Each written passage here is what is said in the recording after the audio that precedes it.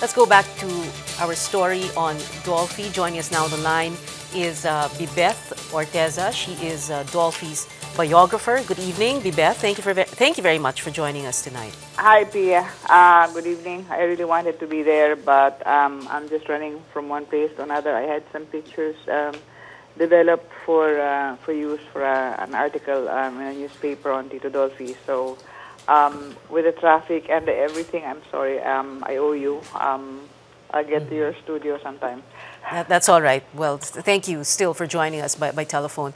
Anyway, Bibeth, you helped Dolphy write his autobiography. That's right. That's yes. correct.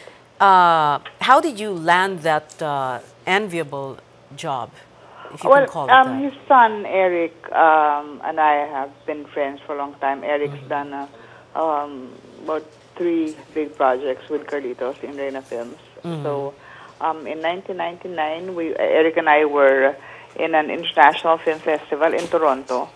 And we were in a bar and talking about things and then going out and then entering another bar and then another bar.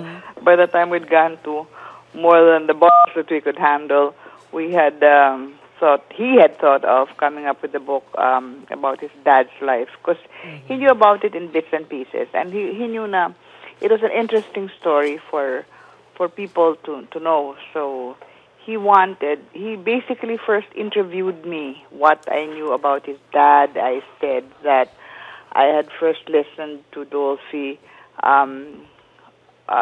do his radio sitcoms.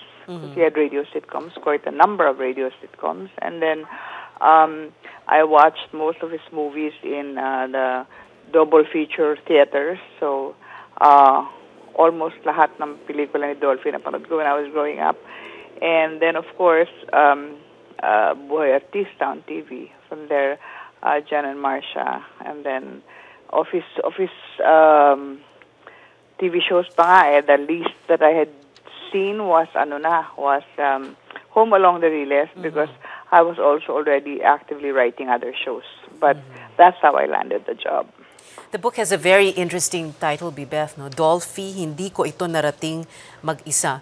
It says so much about the man, about his humility. That's correct. We gave him several titles to choose from. And that's exactly a line that he says in the book. Kasi what I just did, the part that I actively played in the making of the book was to merely resequence the order of his telling. But here it's really how he said what he said.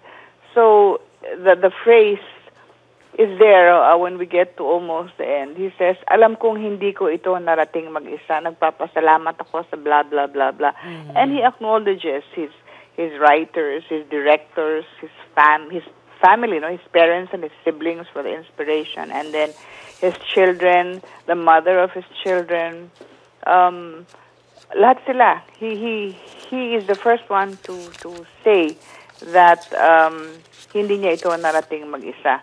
What's really admirable about the man, Pia, is he does not think of himself as the center of the universe. He looks at himself as just a mere speck in creation. Years ago, I asked him, Tito Dolphy, bakit hindi ka mayabang? Bakit hindi ka yumabang? And then he said, well, I like to travel. Sabi niya, I've been to Europe, for instance. If you fancy yourself an artist, sabi niya, tapos nakita mo yung mga gawa ni Michelangelo, paano ka magyayabang na mas magaling ka kay Michelangelo? Wow, what a guy. Exactly. What exactly did you find out, Bibeth, that you never knew about him before you started the book, working on the book? More than the book, kasi the special moments I treasure in the making of it was that after every night, we bought close to 5 months of 3 days a week, from about 3 to 7 in the afternoon. He would take me out to dinner. Wow! And then he would take me out to dinner. Thrice weekly dates. And you could really tell that you could really see how easy it was to love him. He would make sure that you ate what you wanted to eat, and then if you would eat only little, he would put food on your plate. He would care to know, are you diabetic? He would care to know your heart problems, no? And then he was really funny because at one point towards the end, I got caught up in the Manila Pen incident. And then so I missed a week of work. I didn't go to his house for about a week. Then pagbalik ko dun sa bahay niya, his first greeting was, "Oh, Kosa, lumaya ka na pala." And then after that, we ate. We went to Remedios. He liked the Larry Cruz restaurants very much.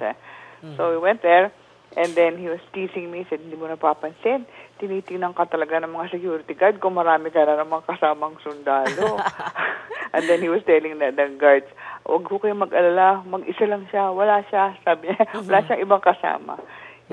But another thing about him, he has a strong sense of country.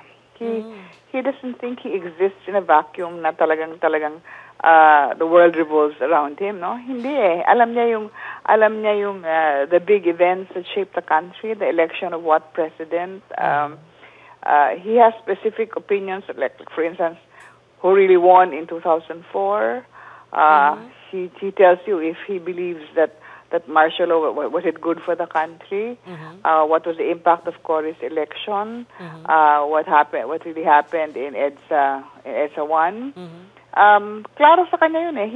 He liked watching TV, he liked reading newspapers. So buo siya na he's Renaissance man is the word.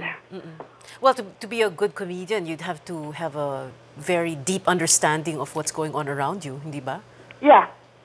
At saka, ang maganda kasi he was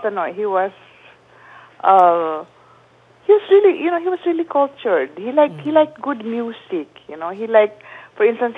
he favored Marcel Marceau, the mime artist. And then, well, the movies that he's done with Lino Broca, for instance, and Peque Galiaga. And pagkatapos hindi siya mapapel. He wouldn't boast about the things that he's done. Wow. Naku. Bibeth, I wish we could spend more time with you, but we're going to save a lot of what you're going to say when you come here to the studio, and I hope that'll be very soon, like tomorrow. I promise. But just one brief last question, and a brief answer from you. Were there things that you discovered in the process of writing the book and speaking to Mang Dolphy that you were not able to include in the book? No, the things that we decided not to include was because he decided that he didn't want certain people hurt. Okay.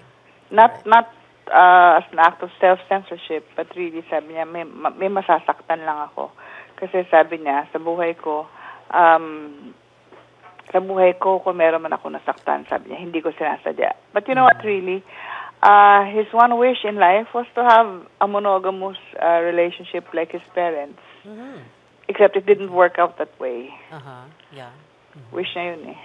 All right. So this is just part 1 of the interview. We're going to have Bibeth Orteza here. Thank you so much, Bibeth. Thank you for joining us tonight. Okay, see you. Salamat.